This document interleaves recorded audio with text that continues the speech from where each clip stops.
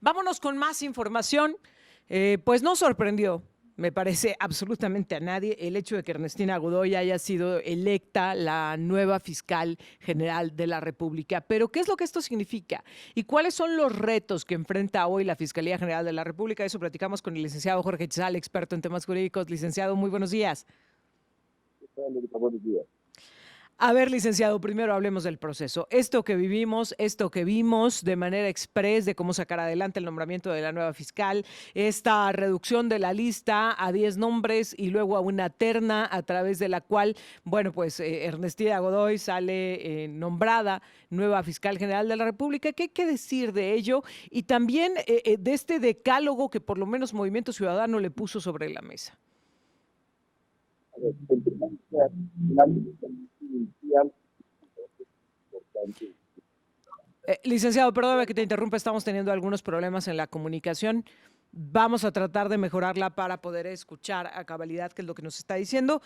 Nada más dar como referencia que uno de los temas que sorprendió precisamente durante esta designación de Ernestina Godoy, algo que sí causó sorpresa fue que Movimiento Ciudadano respaldara ese nombramiento.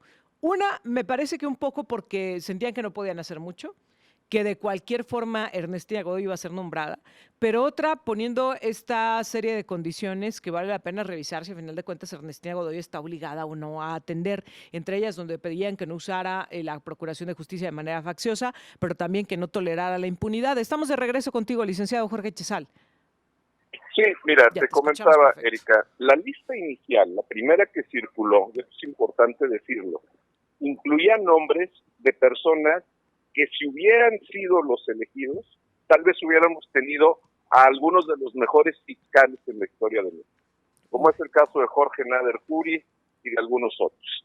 Ahí se desperdició una gran oportunidad para poder tener realmente una fiscalía de altura. Evidentemente, esta era una designación cantada, entonces hacen una lista donde se inscriben personas que tenían interés en llevar adelante este cargo, insisto, como el caso de Jorge Nader. Finalmente, pues eliminan a los que podían representar un peligro para el nombramiento de Ernestina Godoy, dejaron comparsas y luego, bueno, pues el Senado de la República tomó su decisión con fines estrictamente políticos. Es un proceso netamente político, es un proceso desafiado.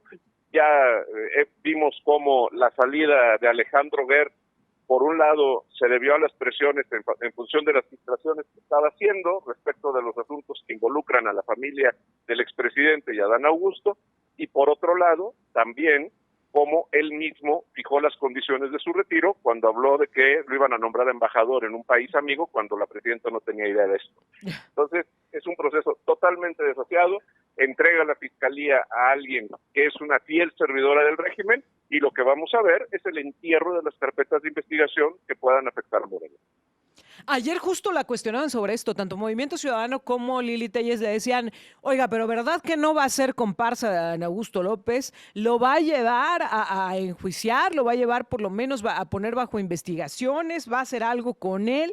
Y ella decía que no sería cómplice de nadie, que la Procuración de Justicia no se usaría de manera facciosa, que sí se va a investigar todo. Sin embargo, pues, ¿tú qué opinas, licenciado? ¿Veremos a un Adán Augusto López enfrentando la Procuración de Justicia? Pues lo que podemos ver son las fotografías tomadas en el Senado donde afectuosamente se abrazan a Dan Augusto y Ernestina Godoy. Eso es lo que podemos ver. Y además podemos recordar a Ernestina Godoy como no tocó para nada a quien fue la verdadera responsable del tema de la línea 12 del metro, por ejemplo, que fue la administración de la Ciudad de México, el gobierno de la Ciudad de México, y no tocó ni a Claudia Sheinbaum ni a ninguno de los responsables. Vemos cómo en el caso del colegio Repsamen, que se cayó en aquel terremoto que hubo más o menos recientemente, donde murieron niños en esa escuela, la licencia había sido dada por Claudia Sheinbaum cuando era jefa delegacional y tampoco nunca tocaron a Claudia Sheinbaum. Ernestina Godoy podrá decir lo que quiera, que le creamos es otra cosa. ¿Por qué Movimiento Ciudadano cede? ¿Por qué Movimiento Ciudadano da su respaldo? ¿Porque realmente pensaron que estaban poniendo las condiciones, licenciado, o porque sabían que de cualquier forma se iba a aprobar? porque sabían que de cualquier forma se iba a aprobar. A ver, Movimiento Ciudadano ha demostrado que ha ido creciendo. Ya es un partido que ya puede hablar, hombre, a lo mejor no con los adultos de la política, pero sí con los adolescentes. Y entonces ya le va entendiendo un poquito Ya y lo está cambiaron de tratando mesa, de posicionarse. ya lo cambiaron de mesa en la fiesta familiar, ya no está en la de los niños. Así es. Sí, claro, no, bueno, es que han ido aprendiendo que juntándose con los grandes, a lo mejor en una de esas hasta los dejan sentarse en la mesa de los adultos, ¿no? Ahora, licenciado, ¿cuáles son esos grandes temas dentro de la Fiscalía General de la República a los que tendríamos que estar poniendo atención? Porque justo platicábamos contigo del tema la semana pasada y nos decías, el gran problema es que se llevó a cabo una reforma al Poder Judicial, pero no a las fiscalías.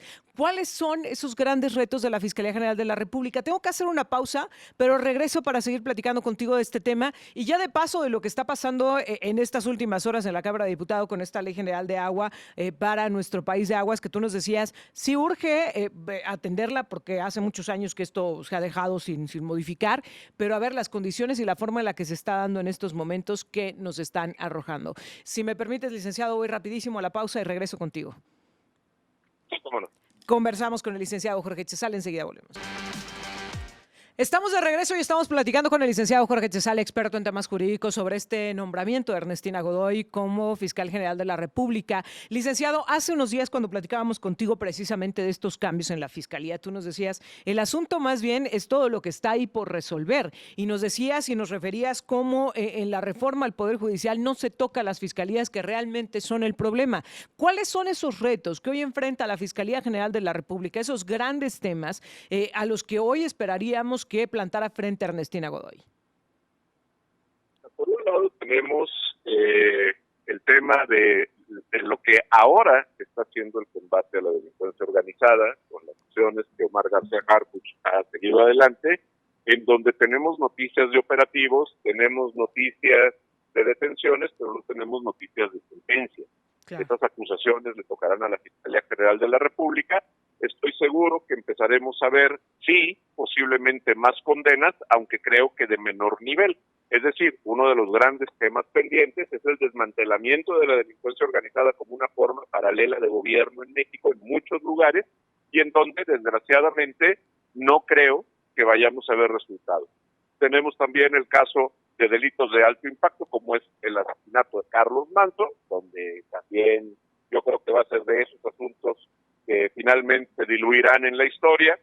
Tenemos otros asuntos como son los casos de la barredora, casos de corrupción abiertos, probados, evidentes, de familiares de expresidente, pero que tampoco creo que vayan a llegar a nada. Y algo muy importante, y esto creo que hay que decirlo así y hay que poner atención, va a ser los asuntos que surjan a partir de la declaración de culpabilidad que hizo Joaquín Guzmán López en Estados Unidos y de la sentencia que se dicte en el caso de él, en el caso del Mayo Zambada, etcétera, porque me parece que estas declaraciones de culpabilidad, estas sentencias van a motivar que mayor información empiece a circular asuntos vinculados con políticos de alto nivel y en donde yo estoy seguro que la señora Godoy nos dirá que va a aplicar la ley, que se van a hacer las investigaciones pertinentes, que no tiene compromiso y que caiga quien caiga,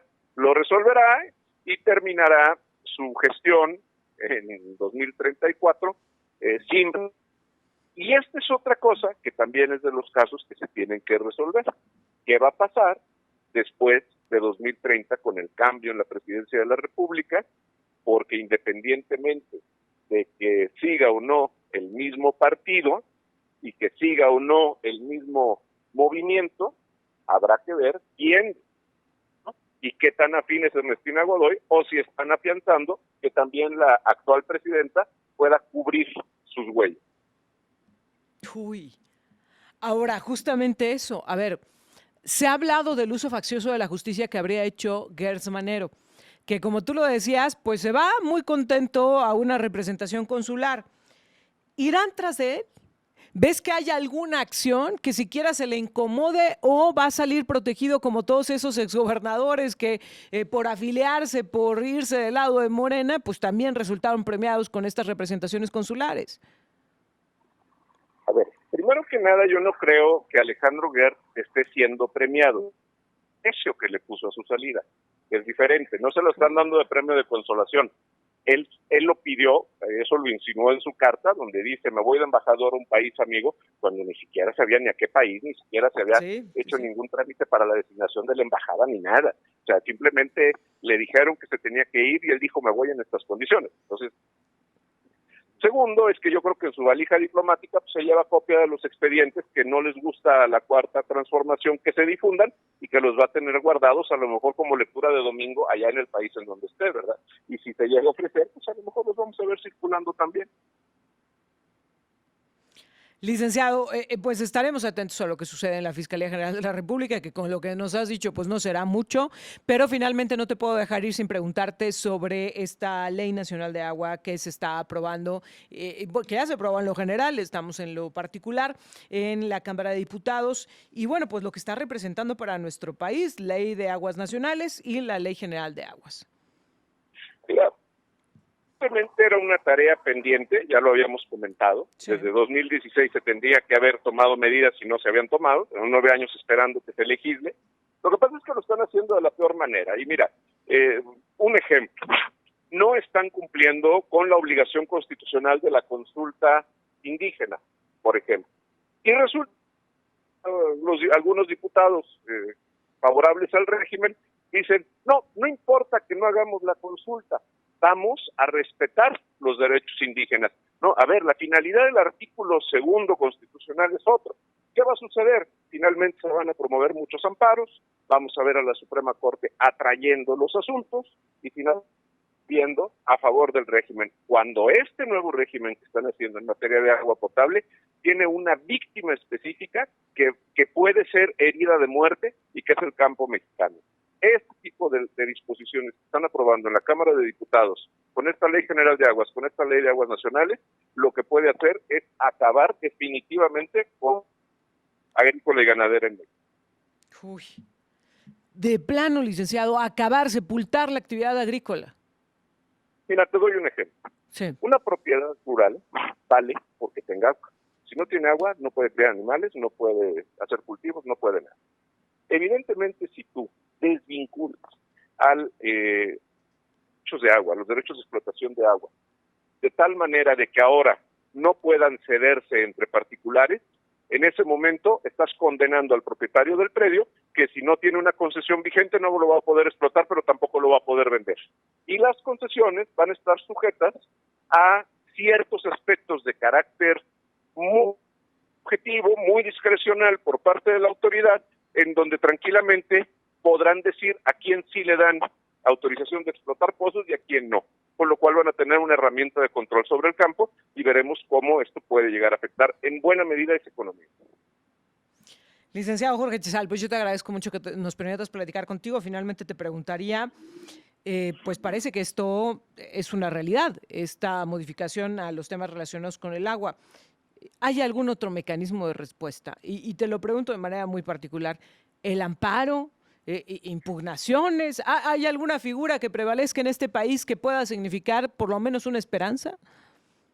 Mira, a ver, voy a decir algo que a lo mejor muchos no me creen, pero por lo menos parece ser que el problema en la Suprema Corte puede ser grave para en ciertas ocasiones, pero a lo mejor puede no serlo tanto.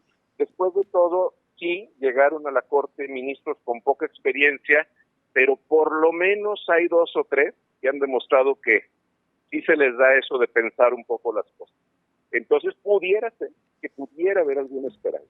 Sin embargo, pues también es difícil con las presiones que podrá ejercer la Fiscalía General de la República, porque imaginemos cómo si algunos ministros van a decidir ejercer su derecho en contra de este tipo de legislaciones, a ver si la señora Godoy no les abre una carpeta de investigación. Uy. Pues qué tema, qué situación la que vamos a estar enfrentando, ¿no? Pues lo que se nos viene para el 2026, ¿eh? Lo que vamos a estar viviendo en el 2026. Se va a poner por lo menos interesante. Sí, licenciado. Por eso, creo que la semana pasada te lo dije y lo repito, 2026 es el año en que México vive más en peligro en toda su historia. Licenciado Jorge Chezal, como siempre, muchas gracias. Al contrario, y espero que este optimismo no siga teniendo. Sí, sí, sí. Bueno, ya nos quedamos muy, muy optimistas con respecto a lo que viene. Licenciado, muchas gracias. Muy buenos días. Hasta luego, buenos días.